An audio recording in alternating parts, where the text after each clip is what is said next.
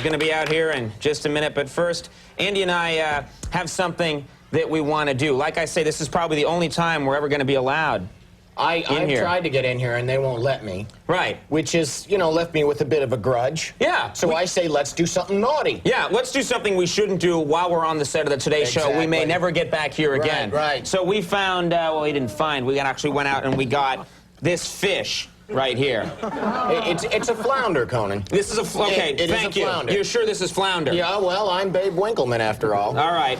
This flounder, we thought what we'd do is we'll put this somewhere on the set where they're not going to find it. Right. And then in a couple of days. Oh, I would say by Thursday next week, this place is going to reek. It's going to stink. They won't be able to find the fish. What do you think? Let's go. All right, let's find a good place. Okay. And then we'll get on with the show. Cut over here this way. What do you think's a good idea? Hi, Sowers. How are you, Sowers? We actually haven't. This is great. Hi, how are you? Conan O'Brien, good to see you. How are you? Conan O'Brien. Hey, how are you? Conan O'Brien. Nice to see you. Conan O'Brien. How are you? Good to see you. Don't leave the fish. Don't leave the fish. Hey, come on, listen, you're just here for like another 20 minutes and then you're out of here. What do you care? You people don't mind, do you? Yeah. What do you think? Right here in the books. What? Just shove it in here in the books? Yeah, right there in the books. All right, well, then won't they find it? No. Nobody ever... What do you think? You think Bryant and Katie sit around lounging, reading? All right, let's just jam this part back in here. Okay. There we go. I have had it with the Sauer family. All you people have done is whine at me since...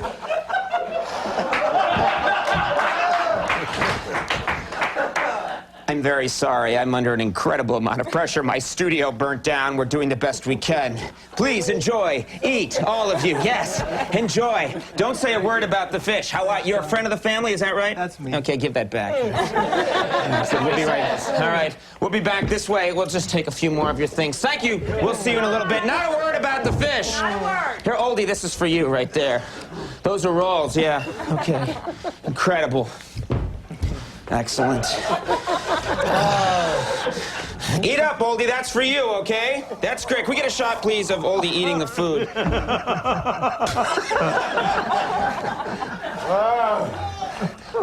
That should hold them over for weeks. Yeah, remember, kids, every time before you eat, always laugh maniacally first, all right? That's him.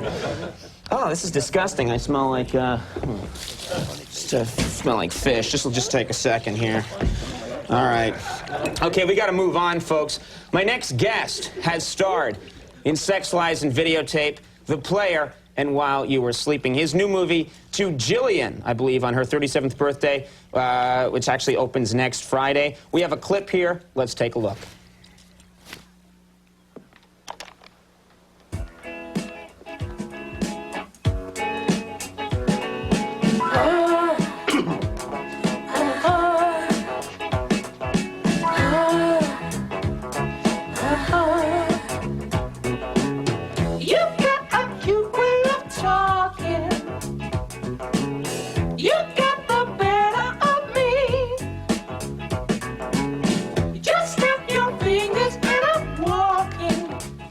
All right, let's find out what this movie is all about. Ladies and gentlemen, and Sauer family, and friend of Sauer family, it's a pleasure to have Peter Gallagher with us.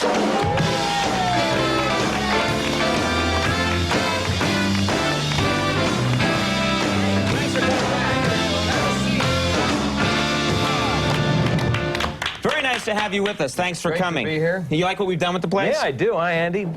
Hey, Alvin, Susan, George, Ethel. They're all here. Stephanie, Hannah. Now, let's talk about this movie, first of all. We got to talk about this. The title, kind of a long title, not really your Hollywood. You know, in a day when everything is like, you know, Speed, you know what I mean? And Die Hard. This is a long title. This isn't really just sort of, you know, trip off the tongue lightly. No, Tell us. no. It's To Jillian on her 37th birthday. Yeah, I mean, it's based on a play of the same title. Story about a guy who loses his wife, and he can't get over her death, so he brings her to life in his own mind, and the audience sees her. She's played by Michelle Pfeiffer. And his daughter, of course, you know, thinks he's going a little nutty, but they kept the title. They kept the title, which is unusual, because you'd think that they would try and shorten it, make it something kind of fun and catchy. You can imagine the marketing department. I can say, to Jillian on her 37th birthday. Nobody reads that much anymore. Right, exactly. Let's shorten that. To Jill, ... Jill 3. Jill 3. My dead wife, Jill. I got it. Dead wife walking. That's good. Dead wife walking. Good. Dead woman walking. Death Walk. Death Walk 97. These are titles that they should have gone with. But they stuck with it, to All their right. credit. And you're happy with the movie? It came out the way you wanted it to? It's one of the best jobs I've ever had. Yeah. But then again, what actor comes on and goes, no, it didn't come out the way I wanted it to at all. The whole thing went down the drain. I shouldn't even be promoting it, right? Well, they probably wouldn't be there promoting it if they felt that way. Yeah, but I've heard good word of mouth on this it's good. project. It seems to be a real, it seems like a great movie for, it's kind of a tearjerker. It's a tearjerker. It's a good movie for, like, a group of women to go to and cry their eyes out, or, it's a great date movie. Because, if as a guy, if you go and you display any sensitivity at all, it's... Really? I think, you're in just like cry, Glenn, yeah, just cry a little bit at any movie and a woman immediately loves you. Is that what you're saying? The funniest thing, though, it's not that hard. The first time I saw it, I had some friends over to see it with me, and a friend of mine, Tom and Kit, a married couple, sitting behind me, and about the last third of the movie, people are getting a little weepy, and I can hear Kit having a cry, and I kind of look over, and I see Kit, and she's crying and really feeling, and I turn back to look at the screen. All of a sudden, it sounds like Tommy's having a seizure, behind me, and I look back, and he's crying his eyes out. I think, oh, that's good. That's a good sign. So after the movie, Kid comes up and says, gosh, thanks so much.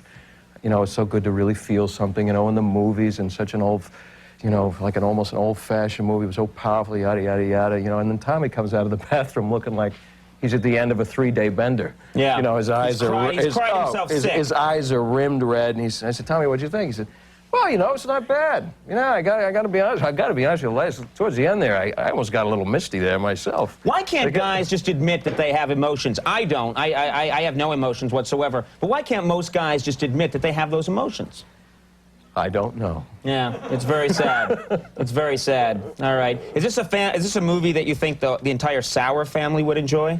I think the entire Sauer family, and hopefully more, would enjoy this, but they'll have to be the judge of that. There's some musical numbers, as you've seen. Yeah. You got a little Leo Sayer, and some beach scenes, and Michelle Pfeiffer and Claire Danes. All right.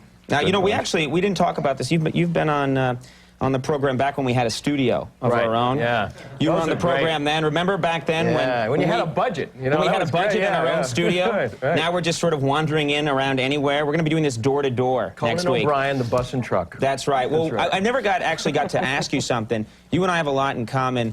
I understand that your mother, am I correct? Your mother is a bacteriologist. Yes, she was. Yeah. And my father does the same thing pretty much for a living. Really? Well, yeah, microbiology and that kind of infectious diseases. Oh, yeah. That's his game. That's his dodge. That's what he does for a living. So you grew up washing your hands a lot? Yeah, my dad was like Howard Hughes. What are you doing? Don't you get right. Exactly, washing his hands all the time, and walking around with a Kleenex. He'd open it, door handle with a Kleenex, that kind of thing. He had Mormon attendants. He grew his fingernails long. He was worth billions of dollars. He was like Howard Hughes in many other ways too. But very strange. Did it affect your life at all that you? Well, I mean, it did a little. I mean, my mother would scour things and then put them in plastic bags and wrap them up, but she did. She helped me. I remember when I had a science project. I had to do a science project and a big science paper.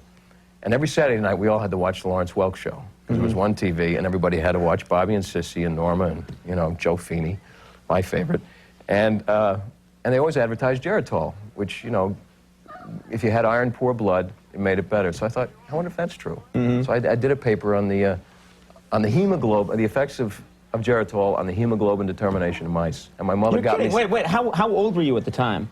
I guess I was like in 9th grade, or so I was about, what?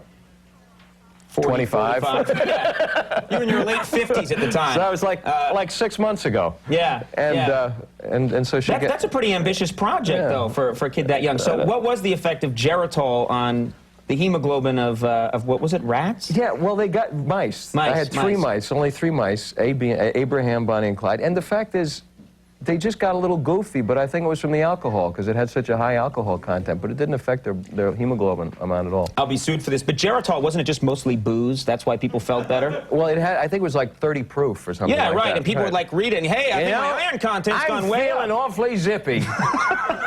Time to drive around the block. Now, I understand you're actually, your family, like mine, is also, there's another similarity. We're both from Ireland. We're from Irish descent. You've got a great Irish name. Yeah. I, of course, can't escape the fact that I'm Irish. Right, yeah. Is this... I have a passport. I travel on an Irish passport sometimes when I...